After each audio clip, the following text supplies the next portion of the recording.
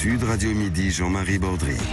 Vous écoutez Sud Radio, on est ensemble jusqu'à 13h30. On était très inquiets cette nuit, on a craint même le pire par endroits, notamment du côté des Cévennes. À ce stade, les orages n'ont pas fait de dégâts, pas trop en tout cas, autour d'Alès. Mais évidemment, on continue à surveiller la situation. D'autant plus que la vigilance orange émise par Météo France est loin d'être terminée. Vigilance orange d'une part pour les 3 départements de la côte normande. Vigilance orange également pour l'Hérault, pour le Gard, les Bouches-du-Rhône, pour le Var et pour le Vaucluse. On ira faire un tour dans 2 départements qui ont été frappés par des orages assez violents, notamment occasionnant de fortes chutes de grêle. Ça a été le cas notamment à Condom. On sera en direct de Condom dans un instant avec la première adjointe à la mairie de Condom.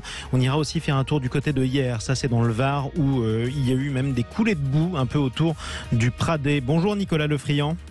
Bonjour. Soyez le bienvenu sur Sud Radio. Vous êtes ingénieur météorologue à DTN Weather. Je le disais, on s'attendait à de forts orages. Ils ont fait suite à la canicule. C'est effectivement ce à quoi on a assisté. Oui, tout à fait. C'était prévu depuis quelques jours et malheureusement, ils se sont confirmés. Alors, ils ont été beaucoup plus violents comme prévu sur la partie sud-est du pays avec donc de bonnes chutes de grêle, des précipitations soutenues. Ça a commencé hier après-midi, donc plutôt sur les Cévennes et ça a progressé vers le Languedoc. La région montpelliéraine a été à nouveau bien impactée. Puis, ça a été dans la nuit et en fin de nuit vers la Provence, le Var, qui a été bien impacté avec de très très violentes rafales de vent. Et puis, il est tombé des précipitations, voire plus de précipitations en 1 heure sur certains endroits, comme à Cassis, que sur l'ensemble depuis le début de l'année. Oui, donc, des effectivement. soutenues. Donc un cumul de pluie important, un cumul de grêle aussi, et pas seulement sur la côte. C'est ce que je disais il y a un instant, puisqu'on est dans le Gers. Bonjour à vous, Françoise Martinez. Bonjour monsieur. Soyez la bienvenue sur Sud Radio. Vous êtes première adjointe à la mairie de Condom. Condom qui a subi des très fortes chutes de grêle qui ont causé des dégâts d'ailleurs dans votre ville. Oui, absolument, évidemment. On ne s'attendait pas à ce que ce soit si fort que ça, quoi, parce qu'on n'était pas prévenu en tant que on n'avait pas de vigilance. Absolument. Donc voilà, on s'était dit on va faire comme d'habitude, 3 gouttes, ainsi de suite. Et puis non. Finalement, ça a été très très fort à partir de 11h30 du soir. 23h30 jusqu'à à peu près minuit, quoi. Voilà. Alors, exactement, donc une demi-heure de grêle très forte, très soutenue. On a vu des images sur les réseaux sociaux postées par vos administrés notamment. Oui. Le sol était blanc, par endroits blanc de grêlons. Oui, tout à fait, on avait l'impression qu'il avait neigé. C'était impressionnant, quoi. Et puis après, ces grêlons, ils se sont compactés et ça fait des blocs de glace impressionnants, quoi. Oui. Voilà, donc qui ont bouché évidemment des toitures, qui ont bouché des égouts. Donc il y a eu des inondations, il y a eu pas mal de choses qui se sont passées cette nuit. Et les pompiers étaient tout le temps en alerte. On les entend d'ailleurs, ils sont encore en train de courir, les pauvres, puisqu'on entend leur sonnerie. Ils n'arrêtent pas de mettre des bâches sur les toitures, les arbres enlevés sur les routes. Enfin, c'est quand même un peu impressionnant, quoi. Voilà. Quels sont les dégâts matériels? Parce qu'il n'y a pas eu de blessés. C'est la bonne nouvelle à ce stade, vous me le confirmez d'ailleurs. Tout à fait. Non, il n'y a pas eu de blessés. Par contre, il y a eu un arbre qui est tombé sur une maison. Ensuite, sur des voitures, bien sûr. Et nous, au niveau bâtiments communaux, on a la médiathèque qui est pas loin des cloîtres, qui a été impactée par des tombées de plafond. Voilà. Des tombées de plafond notamment. Donc il y a eu des dégâts quand même importants sur certains bâtiments. Il y a quelques dégâts. Après, il y a eu des inondations dans la salle des associations. Enfin bon, pour l'instant, on n'a pas encore fait le point. On va le faire tout à l'heure, cet après-midi, pour voir exactement où vraiment ça a été impacté. Et ensuite, on verra par rapport avec vérifier l'étendue des dégâts. Tiens, vous qui nous écoutez sur Sud Radio depuis Condom, par exemple sur le 102.3 FM, vous pouvez nous appeler aussi 0826 300 300. C'est Haute-Saint-Hilaire qui vous attend au standard de Sud Radio. C'est une région agricole aussi avec un terroir magnifique. Condom, Françoise Martinez, est-ce que des vignerons, par exemple, ou alors est-ce que des maraîchers ont subi cette grêle aussi, ou vous n'avez pas encore de retour? Alors les retours sur des vignerons, oui, parce qu'ils ont les vignes qui ont été impactées sérieusement.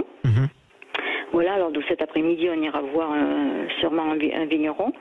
Et puis les maraîchers, bien sûr. Hein, on a un maraîcher à côté de Condom, il n'y a plus rien. Enfin, moi, je veux dire, quelque part, tout est haché menu, quoi. Hein, haché menu. Donc, forte inquiétude pour les agriculteurs et les vignerons, qui sont eux-mêmes d'ailleurs des agriculteurs autour de Condom dans le Tout à fait. Dans le Gers. Et qui ne vivent que de leur production. Absolument. Alors, vous savez, c'est quand même très compliqué pour eux. Ils ont subi la sécheresse, et maintenant, ils subissent ce climatique. D'autant plus que, autant que je sache, le département du Gers a été frappé par de fortes chutes de grêle il y a 2 mois, au mois de juin, si mes souvenirs sont exacts. Au mois de juin. Mais nous, on n'en avait pas trop. Et ben voilà. Ça a été assez parsemé. Mais là, ça... Malheureusement, il y en aura eu pour tout le monde. Entre la sécheresse pour les uns, la grêle pour les autres. Bon courage aux habitants de Condom. Merci beaucoup. Je vous remercie beaucoup. Hein, et puis, bon courage à vous.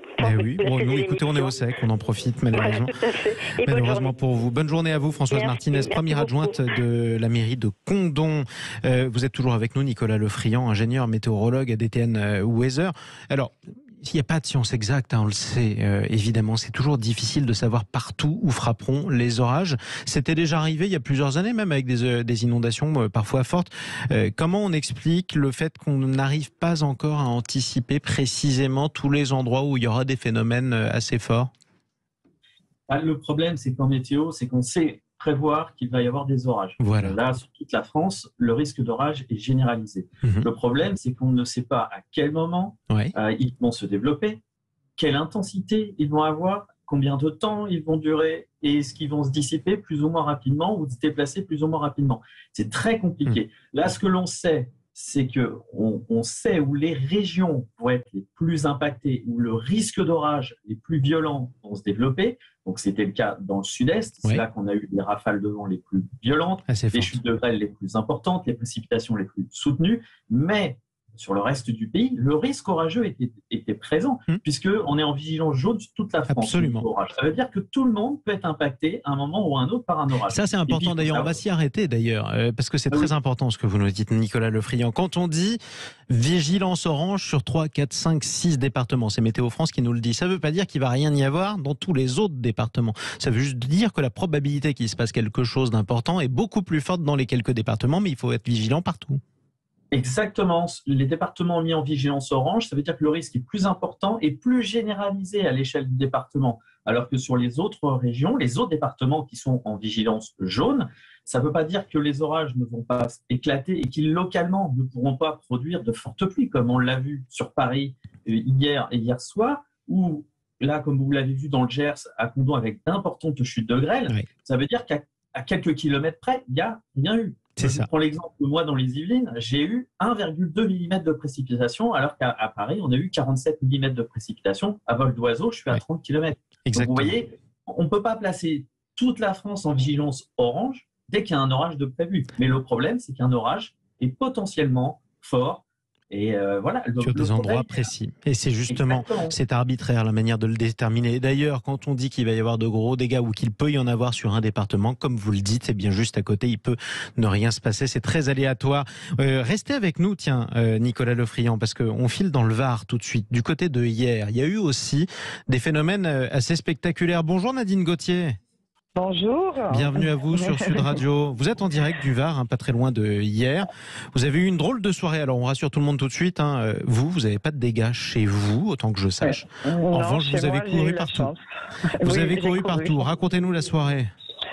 Disons que la soirée, moi, c'était sur ce matin, vers 6 heures du matin, parce que j'ai ma fille qui a dû partir précipitamment hier après-midi en urgence sur l'hôpital. Bon, tout va bien, mais par contre, elle avait oublié de fermer les volets et j'ai pris les clés et je suis partie de folie à 6 heures du matin, parce que j'ai vu le ciel tellement noir sur le Pradé, Toulon, des éclairs dans tous les sens. J'ai dit, oh mon Dieu, ça va être carnage.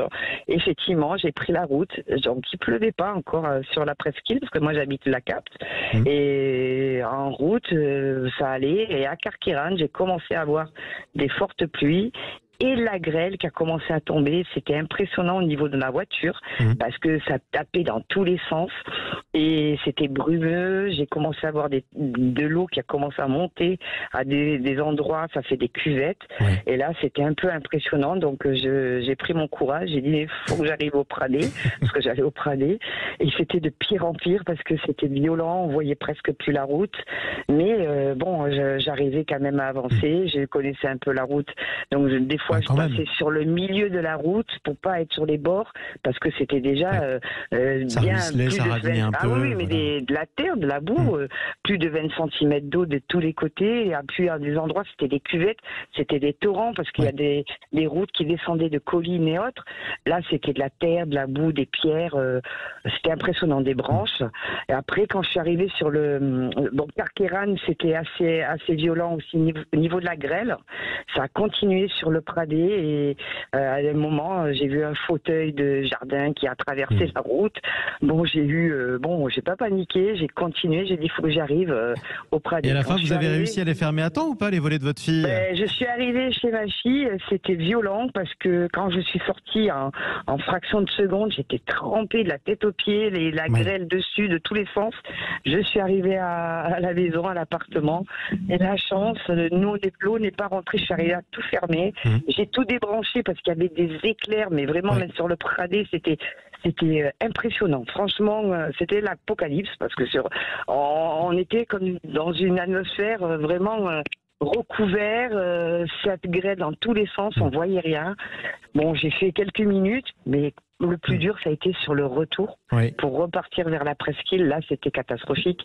Parce qu'en quelques minutes, Carqueiranne, sous les ponts, c'était des grosses étendues de boue. Il y a des endroits, c'était bloqué. Je suis quand même arrivée jusqu'à l'Almanar. Et l'Almanar, là, j'ai vu une étendue de boue. Les gens, tout le monde a fait demi-tour. Il y avait un bus, plusieurs voitures. On est revenu sur nos pas, on est revenu sur Carqueiranne. Tant bien que mal, parce qu'il y avait quand même toujours ces trembles d'eau. Et moi, je suis repassée par le col du Cerf. Je suis montée en hauteur et là, impressionnée parce que c'était blanc de grêle, toute la colline. Dès que vous étiez en hauteur, en hauteur, mais c'était vraiment violent. En un mot d'ailleurs, Nadine, c'est important quand même, parce que vous êtes dans le Var et malheureusement pour le Var, alors un peu à l'image des Cévennes pour d'autres raisons, vous avez l'habitude, hélas, plus en tout cas que le reste du pays, de phénomènes météo spectaculaires. Vous aviez déjà vu ça ou pas? C'était quand la dernière fois? Moi, il y a quelques années, je pense qu'il y a plus 10-15 ans, quand il y a eu la méga orage sur Toulon hier, des inondations, je me suis trouvée dedans. C'était pire, je me suis trouvée dedans avec ma fille, on revenait de Toulon. C'était pire que ça, c'était même, j'ai eu peur, on voyait rien, j'avais l'eau qui rentrait par les pédales des voitures. Ça, c'était il y a quelques années, justement. Ce que je vous propose, Nadine, restez avec nous, justement, parce qu'on a de la chance d'être avec Nicolas Lefriand, qui est ingénieur météorologue à DTN Weather, comme je le rappelle. Il faut rester vigilant parce que le Var demeure en vigilance orange pour notamment les orages, et vous nous le confirmez d'ailleurs, Nicolas Lefriand. C'est pas terminé, Nicolas? Ah oui, malheureusement, c'est pas terminé. Alors là, actuellement, il y a de gros orages qui se décalent vers Brignoles, Carcès. Ils sont plus. Déjà, ils ont reçu dimanche soir, ils ont déjà reçu Brignoles. La grêle et tout, ça a été violent. Effectivement. Donc, effectivement. On va faire le bulletin d'alerte avec Nicolas Lefriand tout de suite pour faire le tour de France d'ailleurs, parce que c'est important pour appeler à la vigilance un peu partout sur le territoire.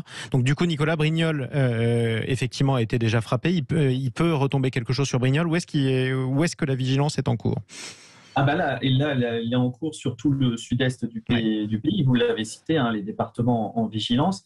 Mais là, je disais que là, actuellement, il y a quelques orages qui s'évacuent vers le nord-est du Var. Par contre, il faut surveiller, ce sont les orages qui sont en train de se former actuellement en mer, au large de Marseille. Et ils vont remonter là, en début d'après-midi, cet après-midi et ce soir, vers les Bouches-du-Rhône, le Gard. Mais après, ils vont se décaler à nouveau vers le Var. Et donc, il faut encore craindre malheureusement de violents orages, c'est-à-dire avec exactement les mêmes intempéries. Alors, peut-être pas au même endroit, à la même violence, bien évidemment.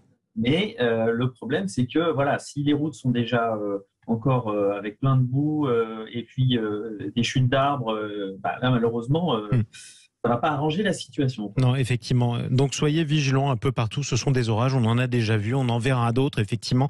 Mais malgré tout, ça peut prendre des proportions absolument spectaculaires par endroit où que vous nous écoutiez. On rappelle la liste des départements qui sont en vigilance orange pour ces orages, pour la pluie, inondation notamment. Il s'agit de l'Hérault, il s'agit du Gard, des Bouches-du-Rhône, du Var, du Vaucluse et par ailleurs les 3 départements de la côte normande. Vigilance émise par Météo France. On le rappelle également, tous les autres départements de la métropole, Corse incluse évidemment, sont en vigilance jaune. Ça veut dire que des orages, il peut y en avoir aussi en dehors des premiers départements cités. Merci à tous les deux d'être intervenus sur Sud Radio. Nicolas Lefriand, qu'on attendait à l'instant, ingénieur météorologue à DTN Weather. Merci à vous Nadine, soyez prudente. Merci, oui, on est vigilants et on faut faire très attention.